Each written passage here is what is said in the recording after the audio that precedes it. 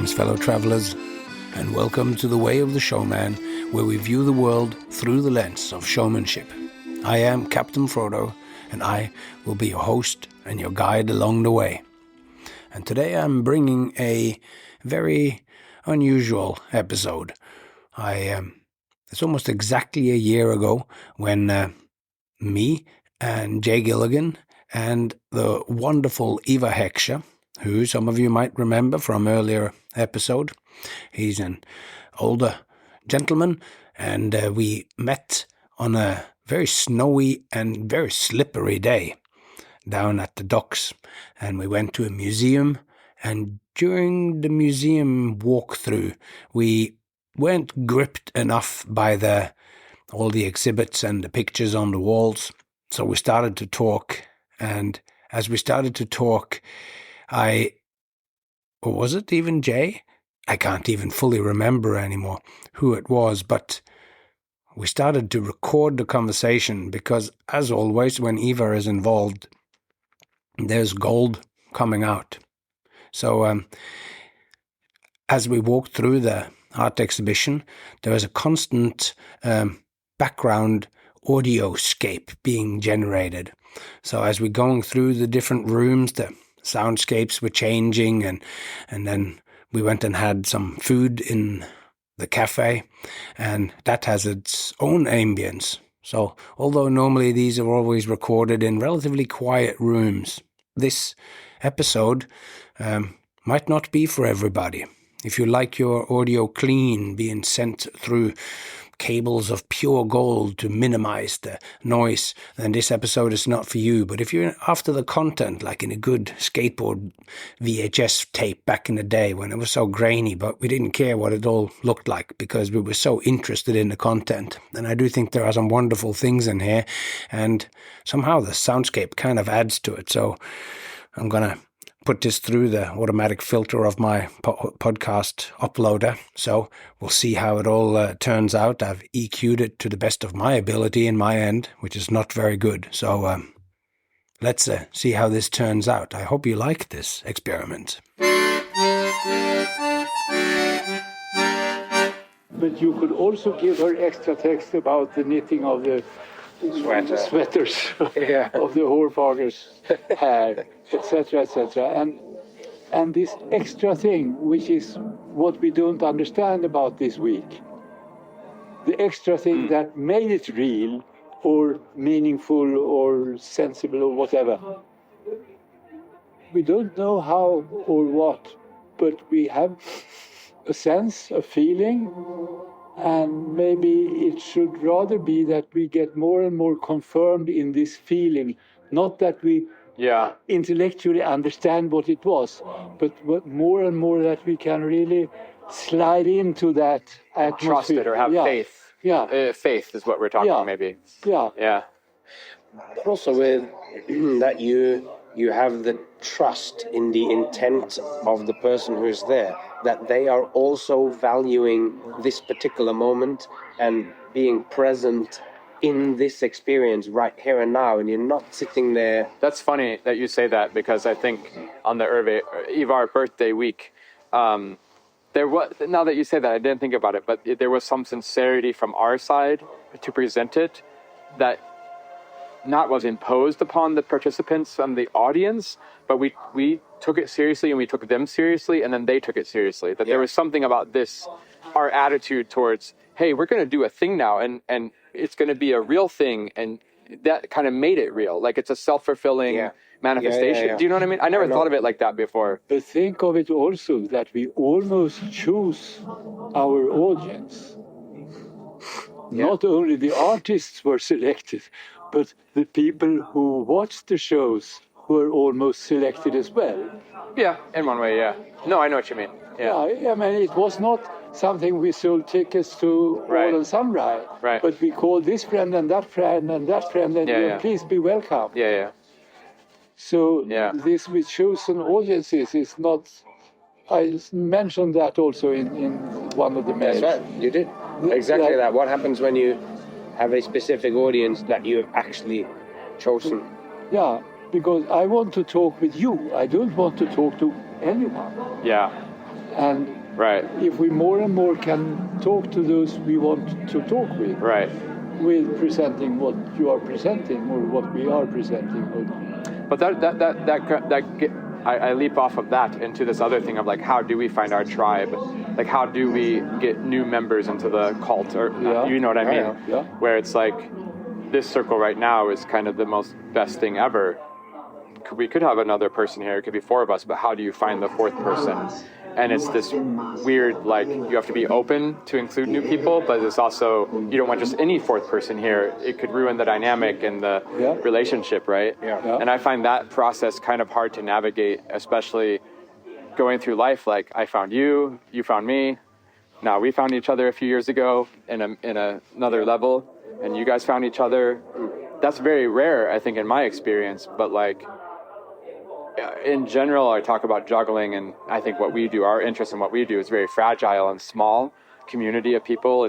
We're not thousands of people having podcasts about showmanship. No. So in one way, I just think of that a lot. How do we find the new people in the community? Not that I need more people, but it could be nice sometimes.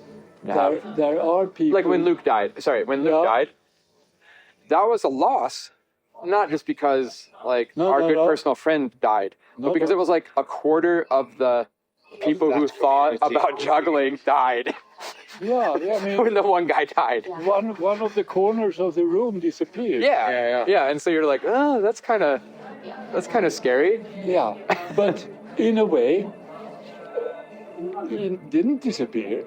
No, but it makes you reflect upon the situation and go, how do we find new people to... No, we don't, because I have an enormous faith in my biography, and I have met people who are not in their own biographies, and they are so lost. Yeah. They are they don't know what a friend is anymore. Yeah. Whereas I am pretty sure who are my friends and who are people with whom I don't have to communicate. That's a good point. Yeah. And your guys are there. Yeah. And it's not random that you met Frodo. You really needed him for the New York show. Oh, yeah. And we needed each other. Yeah. It's one of the common things we say. The starting point was he was kind of desperate about this show. And you were the absolute thing to fix that. Yeah, and the result of it is now that I can have this pressure release of where I'm alone with my family and the people around me, and nobody thinks about these things, and they occupy the majority of my time and my mental capacity. When I was just in Rotterdam now for 2 weeks over Christmas with this cabaret, which Frodo had done last year, and now I did this year because he couldn't do it. One thing that really impressed me about these people is these 3 guys who went to school together, and they kind of started performing, singing, dancing, doing some circus kind of. Like went to performance school together. Okay. And so now they're like our age, and they're kind of a thing. I mean, they have a big show. It was a big show in Holland.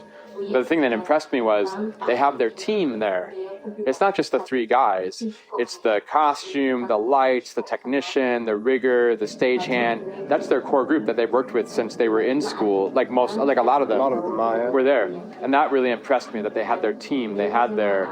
They weren't just these 3 guys alone who kind of every show had a new lighting designer and a new technician. No, they had their group, and I was like, man, that's so important that you have your team. And it took so long to have this team, but like slowly you have a small team. Eric, Frodo, So I don't know. It really struck me again over Christmas of like, man, you got to find your team. And I wish I would have. I was gonna say I wish I would have known it earlier, but I did know it earlier. But since I was a teenager, I've been looking, and I hadn't found until now. I don't know. It's what you say. Where can I go with what I have? Where can I go with what I have? And for you who perform, it's maybe the same as for me as being a teacher. And now there are all these people. We could go to somewhere else. But I have to say one thing before we move.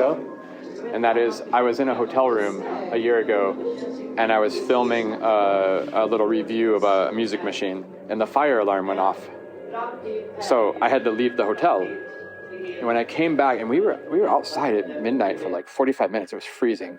We came back in the hotel room, I turned the camera back on, and there's just a moment where I go, well, I'm reviewing this music machine, and there was a fire alarm, and just so you know, I did not take the machine with me.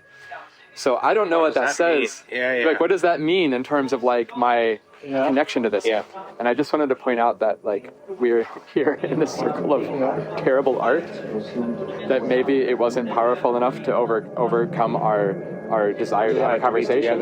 But maybe this was a good configuration by which to have a conversation. Yeah. Yes. So we should recognize that at all times. Oh, yes. Because we were in Iceland, in Borgarnes. Did you ever go to Banks Puppet Museum? Yes.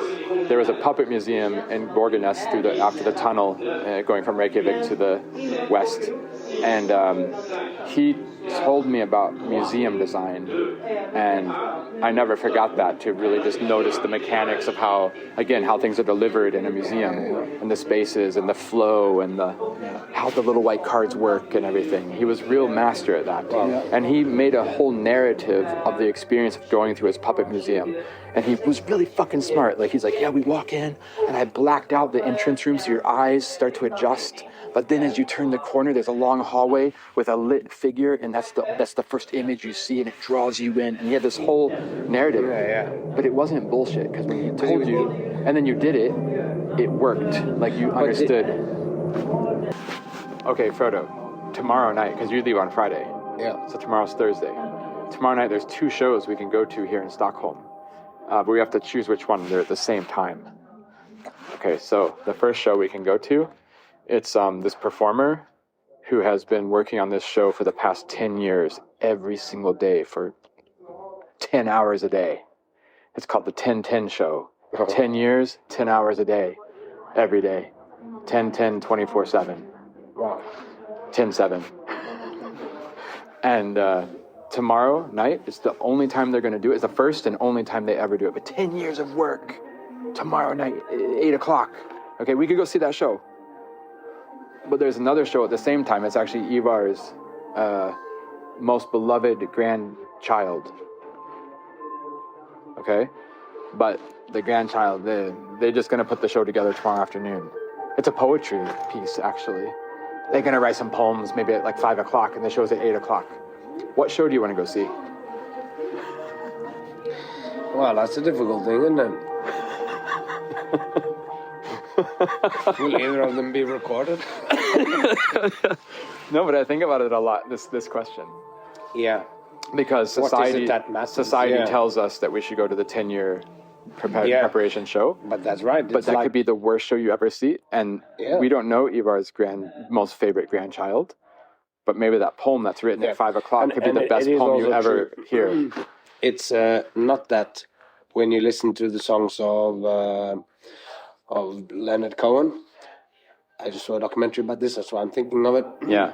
And he worked on that song Hallelujah for 7 years. And he wrote 150 verses before he shaped it into the song that we might know and care about.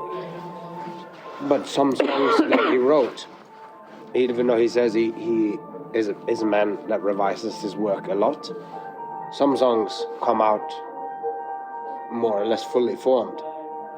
And it's not always that the amount of time that you worked on it reflects how deeply that song moves you. So it's not and for me, well, because you started recording because I was talking about AI, and that's the thing. If your favorite niece was going to read poems that she printed out just before from the AI machine, then I would see of it as a different way, because then it's almost whatever it is that she's going to do is not quite, it's not coming from her, even if she's going to jot them down. And I know I haven't shaped what I think about that. Yeah. But I immediately, when we walk into this room and it looks like it's generated on AI and then just printed out on big sheets of sticker and stuck to the wall. Yeah. and then it's AI generated video content in the thing. Like someone could have made this, just say make this, print it out like this, and then it comes out and it puts on, and that doesn't mean that you can't have a valid experience. This could be the most incredible room you've ever stood in. But I am finding it somehow that I feel like it's suspicious. Yeah. Or something, like where I'm going, is there anything in here? Sorry. No. What you do and what you do, I have found out recently or last year, it is so important because it helps people and me and each other to answer your question. Okay. And this, you are quite much into that also when you teach. It's about making choices. Yeah. And we live in such a complicated world. We cannot know everything about everything. It's not possible. So we have to develop a sense for the right answer to who should we vote for, which doctor, what medicine, what kind of food, what everything is the right thing for me in this instant. This kind of capacity of judgment is what we desperately need, all of us. And when you do art as you do, you have made so many choices before it came out, this song, Hallelujah, or whatever, this five juggle things or this magic thing, and the things that you say, and your discussions about what he should say in the show in New York, etc. It's the thing for me. I tell you that, it's the thing, because the world is getting hopelessly incomprehensible. And what we all need is the sense for the right choice. Yeah. We really need that. And art is the only way to develop it. And the way you do art is a great help for your audiences to understand what they want. Yeah, I find that you've often done that where you boil it down to the choice of, you just have to take a choice. Am I doing it this way or that way? And something interesting about that, where it's you don't know why you're going in one direction. It might just be the inclination or so. We are left always. We have more options, and we can only choose one path, and that excludes all the others or so. So like, you put it down to being a choice maker, and you've talked about that artists are kind of choice makers, and it's an interesting, really interesting proposition. I mean, because I think we're talking, or I think it brings up two sides of it, because you just mentioned, which I totally agree with you, and it's of our time. Oh, if this is AI, like we're suspicious of it. This could have been created in an afternoon. I know exactly what you mean. I have the same feeling. But then I often think of myself in a few different ways. A couple of things come to mind, which is why the show tomorrow night example. But there's all these documentaries about Cirque du Soleil, and they always interview the creator of all these Cirque du Soleil shows, especially in Vegas, these $250 million productions. Every single interview, I should make an edit of it because it's hilarious. Every interview, at some point, the creator goes to the camera, "You can't believe it. $150 million only, and they gave me 3 years. It's impossible." Like every time, every show, they're just like, "It's impossible. I only have 3 years. I only have $150 million. Can you believe they asked this of me? It's like they want me to do the impossible." And I'm watching this movie, right? And I'm just like, guys, I have 2 weeks and I have $200. Yeah. You know, not a joke. And what I think about in my life, and maybe I'm just fooling myself or something, I don't think so, but like, I thought to myself when I was a teenager, and I go, you know, because I kind of woke up one day and I go, oh, you know what? You can have hundreds of millions of dollars and you can have 3 or 5 years to make a show and it can still be bad. Yeah. Oh, wait a second. And it took me a long time to figure out the inverse. Oh, but I could actually wake up tomorrow and make a show tomorrow that's actually good. if I can take 5 years to make a bad show, I could make a good show in a minute. Yeah. Like philosophically, right? Yeah. And so that's the philosophical, artistical side. And then we have the cultural, society relationship to that process where we're suspicious to go see the poem that was written 5 minutes before the show versus the person who had spent 10 years. There's a cultural romanticism that you have to suffer and work and slave to make something good. There's also a middle ground. I'm being extreme now on either side, but there's a middle ground probably. But still, I believe really strongly you can have infinite money and have a bad idea. You can have zero money and have a good idea. And that's kind of gotten me through my life with my work, where I don't have time and money, but I can still try to have a good idea. No, can one refine oneself on that, the right choices or the right intuition, if you want, becomes a tool? Yeah, right. Which I think you have. Right. Well, I remember going to teach in Chalon. I was a guest teacher in Chalon a couple times. And I met one of the students the next year who I had taught, who had graduated. And I said, "Oh, how's it going? You graduated, nice to see you." It's fine. "Oh, what's wrong?" "Yeah, well, I'm not doing anything these days, like whatever, I kind of quit juggling." "Oh, but when I talked to you last year, you're going to do a big show." He goes, "I only got 50,000 euros funding." Oh. And I was like, "Sorry, what?" "No, but I needed like 75,000 euros, so like I couldn't do the show."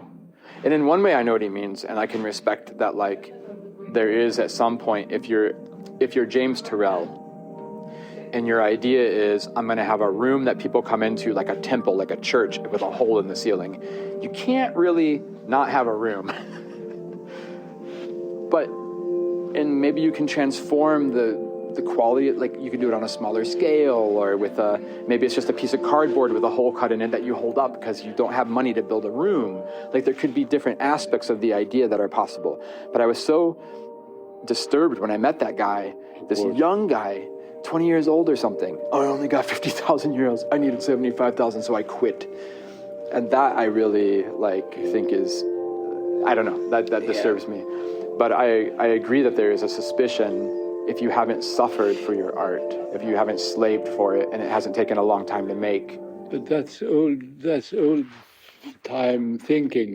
But then when you're confronted with this AI stuff where it is, you type a prompt in like, show me a picture of a room that looks like a steampunk spacecraft. You know what I mean? And here we are. I don't know. All my youth, I watched these. They came every year, the Jazz at the Philharmonic. They came to Stockholm and played. There were Miles Davis and Art Jazz Messengers and Sonny Rollins and whatever. And they were guys who always made instant art. Yeah. That was their profession. Right. The profession was, we have a theme, the song is called this and that, and then we played 24 bars out of this theme in the way that we played it with this audience in this room with these guys. Well, I have a question about that, and I think I know the answer, but it still disturbs me, the question. And by the way, just to follow up one little point, this idea about artists being editors or choice makers, I don't really care if this is made by AI. If it blew me away. That's right. Or it not blew me away, but if it made me feel something, I just look at this and I go, "Oh yeah, AI, it looks kind of shitty." But that's where it comes down to, the artist being an editor. I can AI generate all day long, but it's my point of view to decide to share it with you. Yeah. I don't care where it came from necessarily. If you're making this, and whether you spend enough sufficient time to create an arresting image, something that evokes a response in you, then you've managed to create art with an AI tool, much like you could potentially make it with a paintbrush. Well, and that the time spent is not what it's about. Well, I it's guess about I'm it more reliably being able to create experiences that has meaning for people. I think my attitude comes from the culture of juggling, which I have an agenda here with my opinion, because I wish it was more open, because there is this weird arbitrary authorship culture in juggling, same as in magic, which is I find weird. And same as in music, which is more formalized and regulated because it's just a bigger genre and there's more money there. But for example, if I tell you I'm going to make a new juggling show, those people in the know generally think you think I'm going to go make new patterns, new tricks. I'm going to learn new skills. I'm going to put the order together, right? But that doesn't have to be. If you look at the music industry, you have 50 people writing the top hit song, and then the singer comes out and sings it, and that's okay. Like, I don't mind these different models of economy or authorship or something. And sometimes I think juggling is a very narrow-minded authorship. And so in terms of like, I don't really care where the material comes from, as long as it's like, as long as when I show it to you, it's something I want to show you. So I often dream about, if I had money, what I would do is I would hire Wes Peden for my new show in New York coming up. If I had money, I would hire him. And I'd say, Wes, make me 50 3-ball tricks, make me 100 3-club tricks. And I would just pay him, right? And I would just go hang out with my son and play soccer. And then he would come and send me the videos, and I'd be like, blah, blah, blah, blah. Oh, trick number 72, that's good for my show. And then I would learn it. Like, I have no problem with that process. I don't think the show would be any less authentic. Oh. And I think about that in terms of AI stuff too, a little bit. I mean, it's, again, extreme examples here, but it's kind of fun stuff I often think about. Because I was hired once to do that for a performer. Greg Kennedy hired me to make him tricks. And it was like the best gig I ever did. He said, here's a bunch of props that he had made. And he goes, just make me tricks. And like, here, I pay you. And I just got to be in the rehearsal studio and just make tricks without any worry about performing or technique or skill. Yeah, it was so cool. Nice. And I was like, can't this be a revenue stream to support art? And can't this be a artistic exploration? And that's stuff? The same as joke writers. No, totally. Or comedians have writers. And yeah, totally. Oh, but what I was going to say is, so I was reading years ago, but David Bowie had an interview, and David Bowie said, yeah, so for our albums, what we do is the band just goes into the studio and we improvise, and then we make an album. And my thought to that was, well, why don't you just make an album all the time then? Because like he was talking about, like, oh, then we waited 5 or 6 years, and then we made this album. And then it was another 4 years when we made that album. And they were like, oh, how do you make your albums? Yeah, we just go into the studio and we improvise. And then I was like, well, if that's your process, you could kind of make an album every day. Yeah. But I guess the answer is that you're saving up experiences inside yourself. But not only, also he doesn't tell all the story, because you come into the studio and then after 10 years later or 50 years later, you can find on Spotify or anyway, take 1, take 5, take 9. All the takes will then be presented, whereas they had so many choices. After having 1 day in the studio, he and some technician is sitting, not that.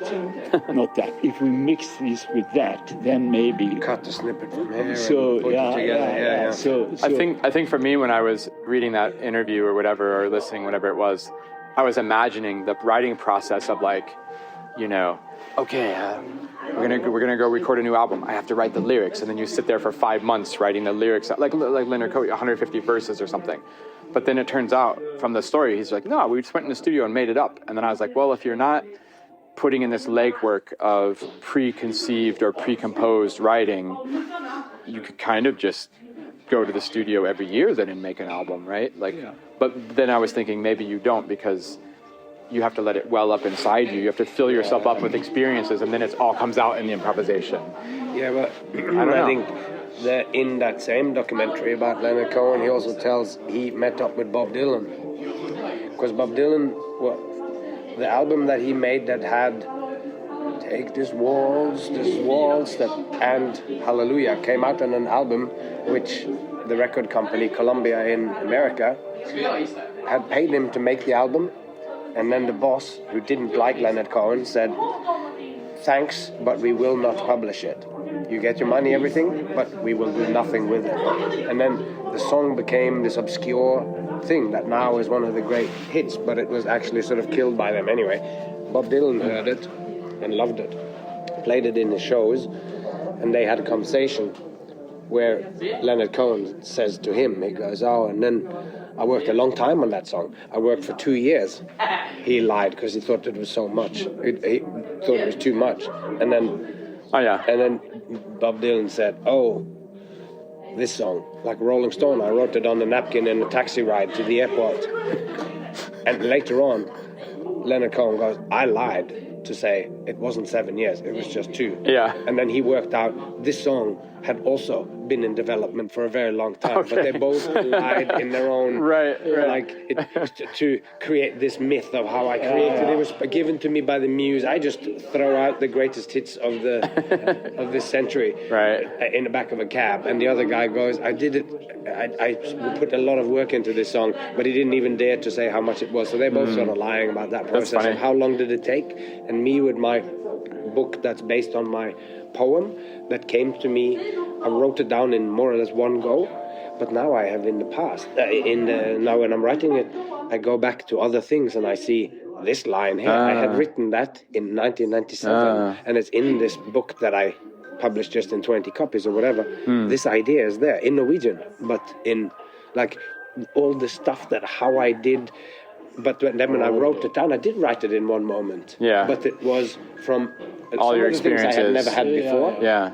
But somehow, when I started that thing, all of these key, important ideas for what I think it is to be a performer, all lined up, so it feels like a story of a man arriving, doing a show, what happens to the audience. So it seems deceptively simple. Right. But some of these lines, I go, here it is, almost verbatim, in a poem from 97. Wow. An apple can seem very simple, but an apple is very complicated. And I would say, what a sloppy interviewer who accepts such an answer, because it's obviously not true.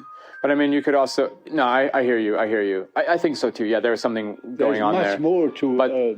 But I think you could take a musician like Prince, I think, did go into the studio every day and record like 5 new songs. He has his vault of like thousands of unpublished songs, and he was just that guy who could have the unending wellspring of songwriting every single day. But I think a lot of people who go and just improvise the album, they've built it up, like your poem, you've built it up inside yourself over the years, but then it comes out seemingly effortlessly, but you wouldn't have done it without all the years of building up the experience. I don't know, I think a lot, because in improvisation, I'm still trying to figure that out with juggling, and we started that years ago, but all these things stick in my mind about like how the process goes. Yeah, but you always complain when the new students come and say, they haven't got the technique. They can't juggle. What can I do with them? That's true. Yeah, it's true. So that's true. What you need to be able to improvise, you have to have at least 10 choices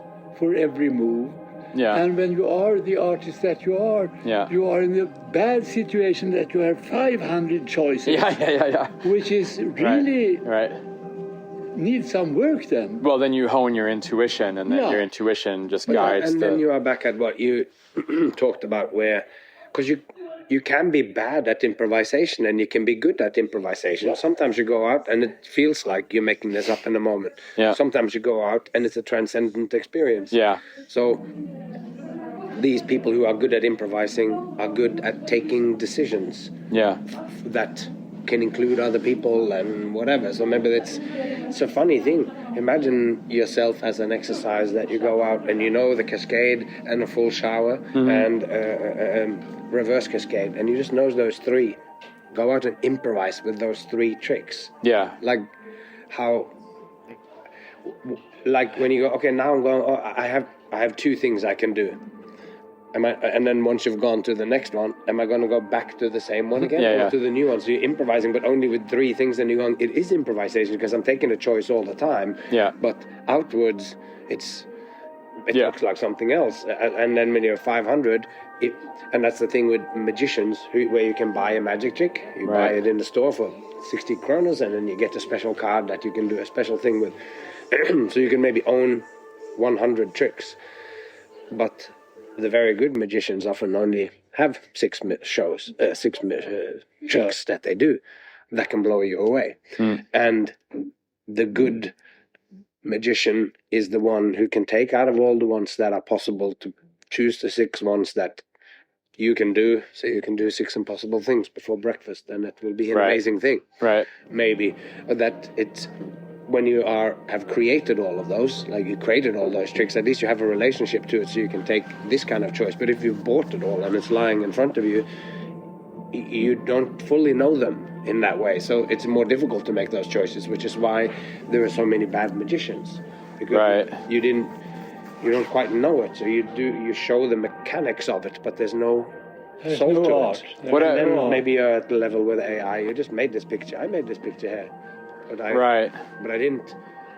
Yeah, I get what you're saying. No, that's a good. Yeah, I tell Ivar one thing about improvisation with magic, which I think was cool that I learned or understood a little bit about, which is that because magic is so different than juggling or anything, or not anything, but a lot of other things, because magic has this, in one way, linear narrative.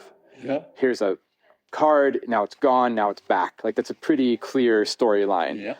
But like a lot of is not magic. What's that? Confusion is not magic. Right, exactly. Yeah, if you exactly. just did a whole bunch of stuff and then you go, there's this, and you go, what? I don't know where it came from or whatever. Yeah. Then you don't get you're not astonished. You don't get the feeling of it. Well, so a lot of magicians who are really, really, really, really good, like Ozzy Wend or David Blaine or whoever, they can do improvisational card magic.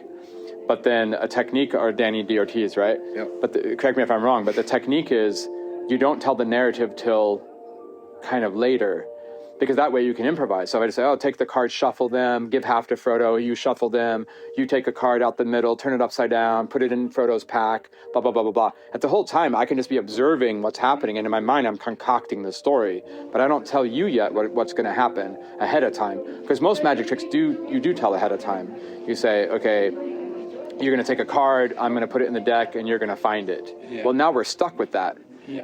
And if something goes wrong, then the story doesn't happen, and you know it's wrong. But if you, as the audience member, you don't know what's the intention, and I'm just making a bunch of stuff happen, then later on I can say, okay, but remember, Frodo, you cut the cards, and you gave it to Ivar, and he swallowed it, and now, what was that card? Yeah. Right? You orchestrate the story according to the action. Like, you reverse engineer the trick. You see something happen, or you put out different possibilities, and then you go, oh, this and this and this, and you go, this is a possible end now, and then you can shape it towards that based on, you give them, But I like this idea of concocting a narrative that seemed to always have been there. You're kind of concocting it either after the fact or in the moment.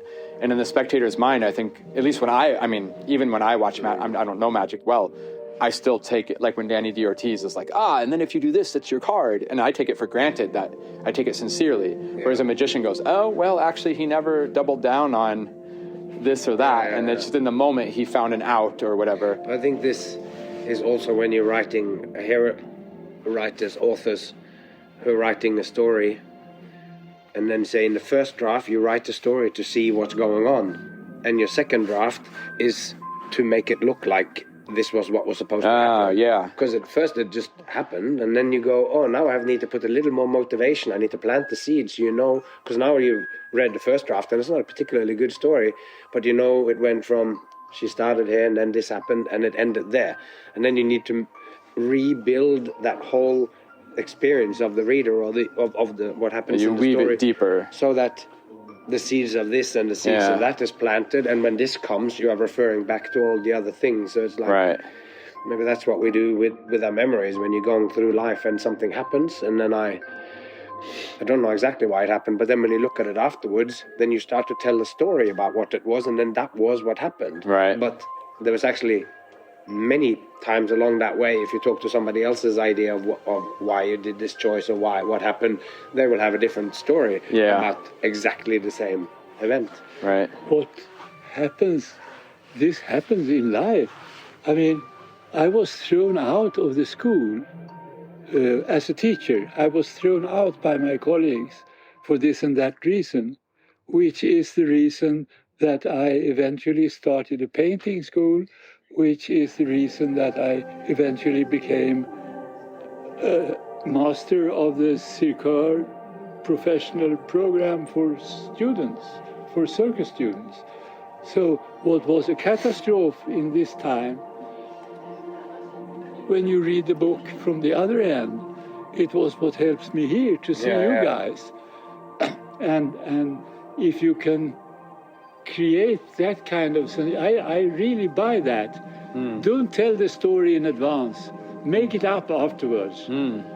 which Michael Motion is the master of. Yeah.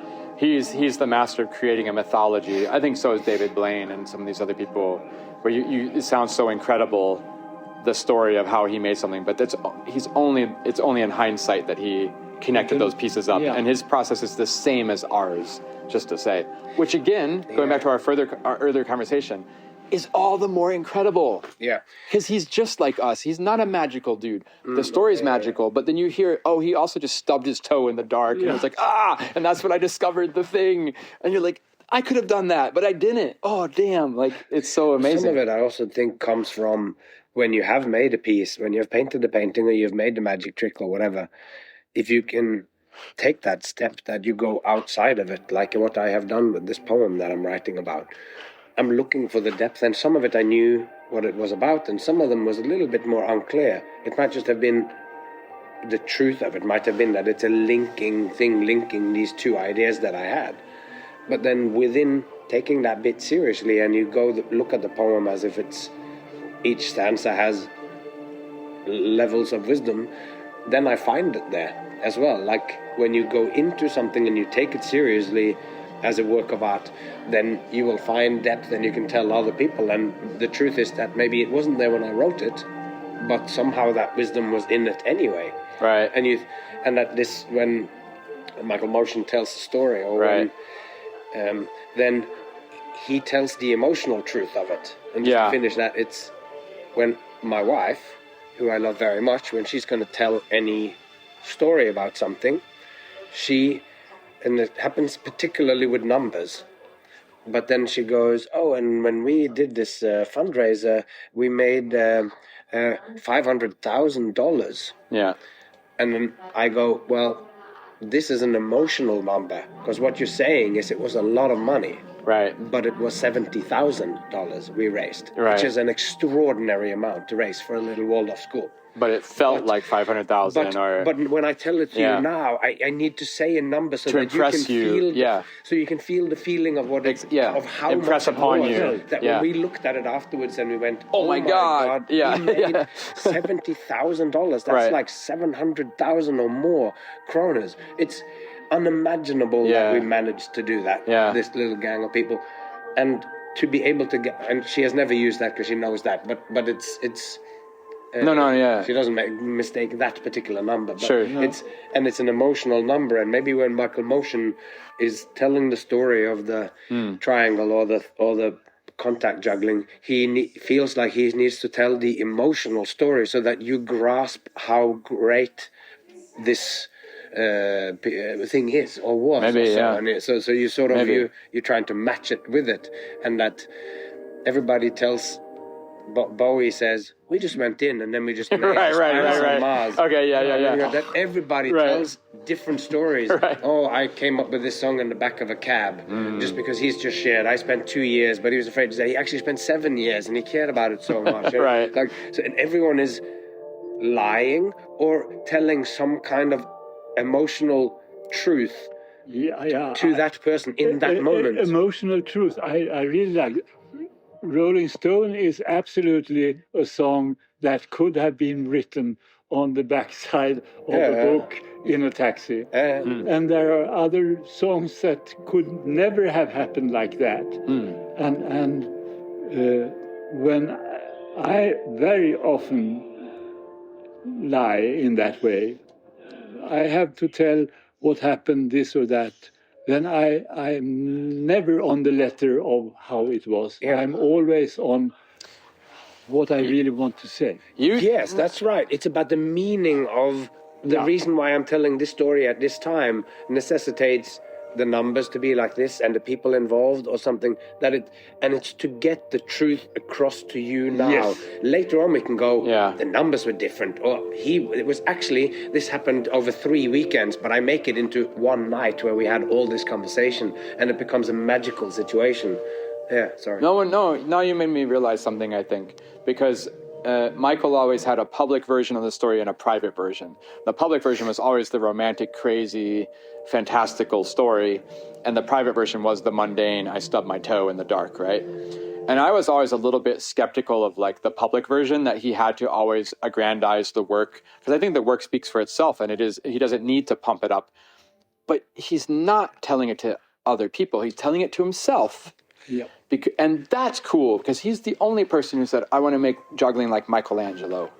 So that he concocts this mythology of his work. It's for himself to have the ambition to go higher and farther. He knows he stubbed the toe in the dark, but isn't it much cooler if he has this S-shape, these white sticks that are S-shaped?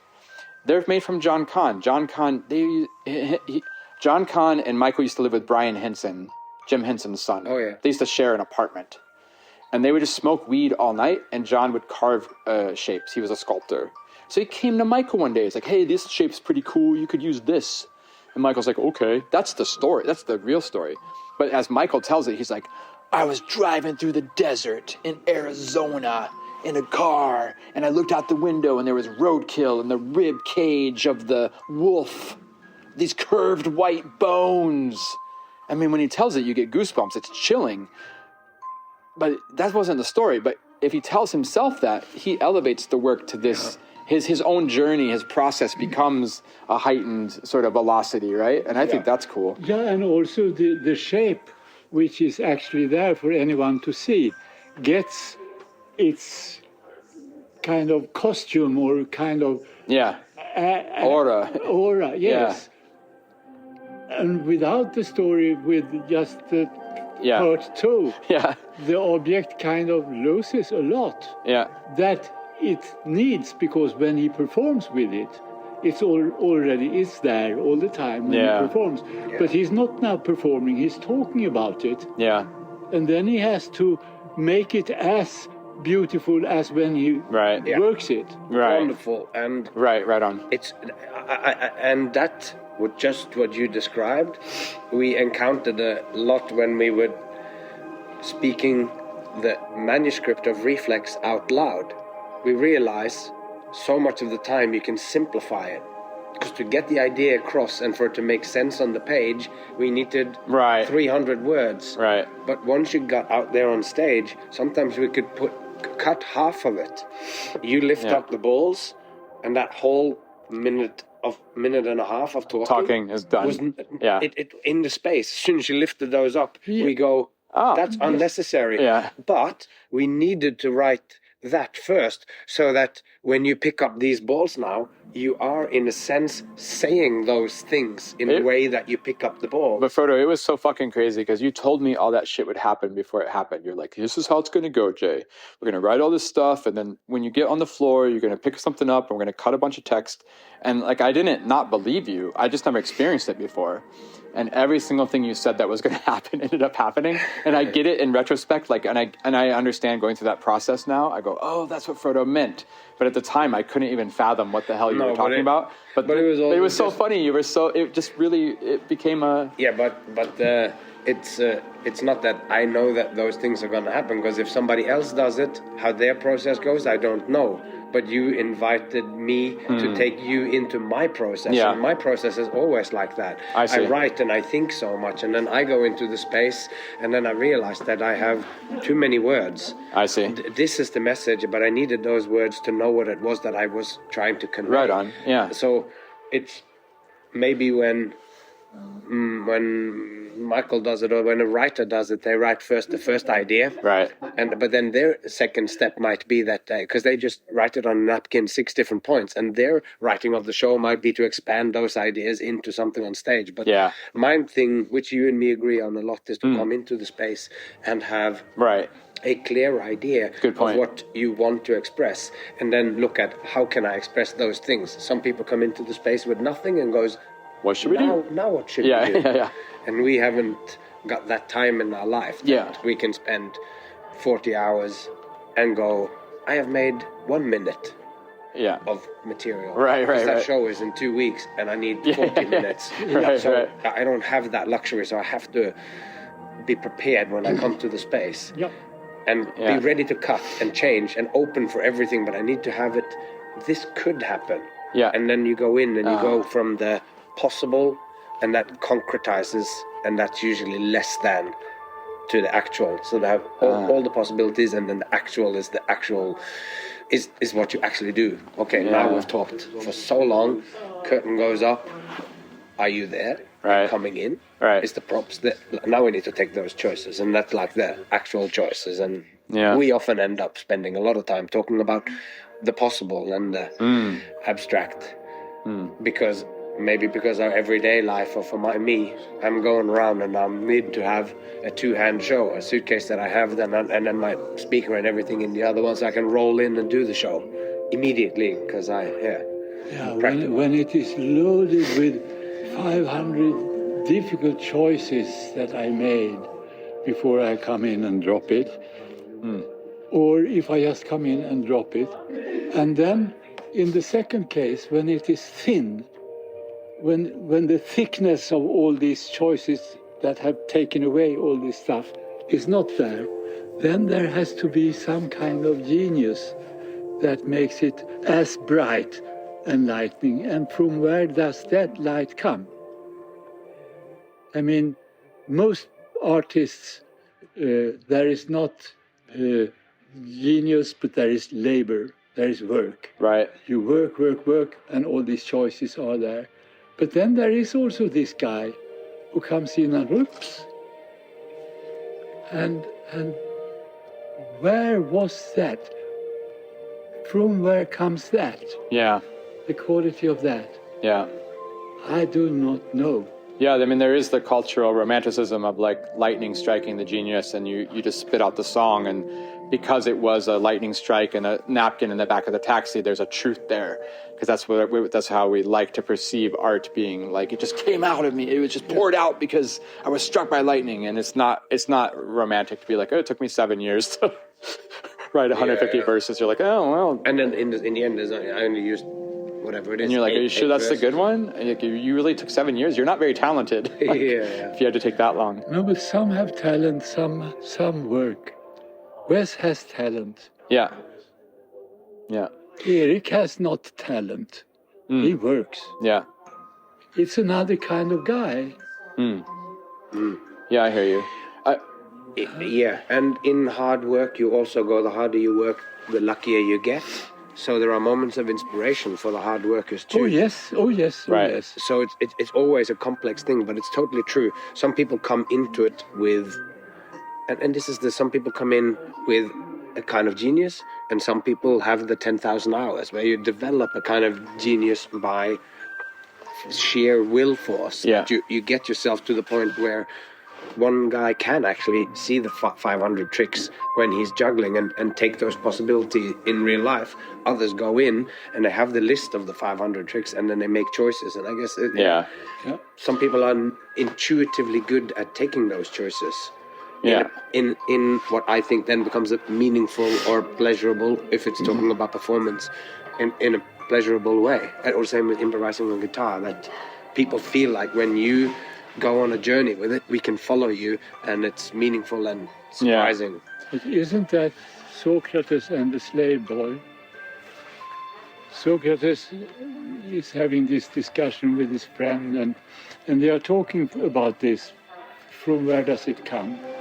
And then there is a 14-year-old boy, and Socrates starts to talk with him about mathematical problems. And the boy can answer any kind of equation or mathematical problem, just like that. He knows. And then Socrates asks the master of the slave boy, have you taught him all these things? No, I haven't taught him anything. And he asks the boy, have you learned this somewhere? No, I haven't learned this anywhere. I just know it. Okay, so from where does it come? And from where does talent come? And from where does it come that you want to do this with your life?